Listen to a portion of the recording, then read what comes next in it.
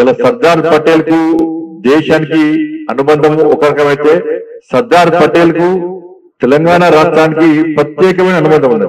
ఇవాళ తెలంగాణ రాష్ట్ర ప్రజలు స్వేచ్ఛ వాయువులు పీల్చుకుంటున్నారంటే అది సర్దార్ పటేల్ యొక్క కృషి, సర్దార్ పటేల్ యొక్క నిర్ణయం అన్న విషయాన్ని మనం గుర్తుంచుకోవాలి.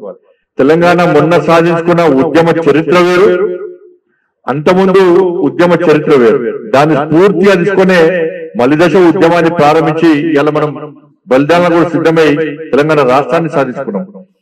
కానీ ఆ రోజు సర్దార్ పటేల్ నిజాం కుట్రలను ఛేదించి అయితే నిజాం ఈ తెలంగాణ రాష్ట్రాన్ని స్వతంత్ర రాజ్యంగా ఉంచాలని, లేకుంటే పాకిస్తాన్ లో కలపాలని చెప్పి, లేదా ఇస్లాం రాజ్యంగా మార్చాలని చెప్పి నిజాం చేసిన కుట్రలను ఛేదించి వాళ్ళ సర్దార్ పటేల్ వాళ్ళ కఠిన నిర్ణయం తీసుకున్నాడు. కాబట్టి వాళ్ళ తెలంగాణ రాష్ట్రానికి వాళ్ళ 5వ సంవత్సరానికి విముక్తి కలిగిన విషయాన్ని వాళ్ళ తెలంగాణలోని ప్రతి తెలంగాణ వ్యక్తి, తెలంగాణ సమాజం మనం గుర్తుంచుకోవాల్సిన అవసరం ఉంది.